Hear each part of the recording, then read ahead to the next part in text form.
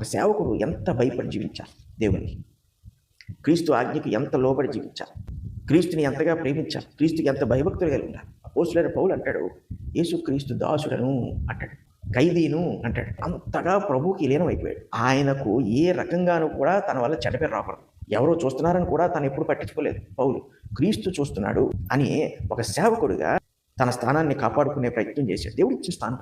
ఈరోజు సేవకుల్లో ఆ భయం లేకపోతే సువార్తను మలినం చేస్తారు. వాక్యానికే విరోధంగా చిత్రీకరించేవారు ఉండడం. గలతీయులకు రాసిన పత్రిక 5వ అధ్యాయం 9వ వచనంలో పౌలు అంటాడు, పులిసిన పిండి కొంచెమైనను ముద్దంతయు పులియచేయును. ఒక్క వ్యక్తి ఇచ్చే మలినమైన సమాచారం వల్ల అనేక మంది కొంతకాలానికి పాడైపోతారు. ఎక్కడో ఒకటి మొదలు పెడతాడు.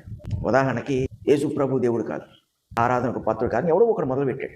మానని గాయంలో అయిపోయింది. మాట మాటికి విశ్వసించుచున్న వారి మనసులను అదిరేపుతుంది. వచ్చిన వాడు వీళ్ళకన్నా జ్ఞానముతోనూ వాక్చాతుర్యముతోనూ వచ్చాడు. ఈరోజు ప్రభు సంఘాల్లో అత్యంత భయంకరమైన సమస్య ఏంటంటే యేసు ప్రభు గురించి సమస్య ఏర్పడింది.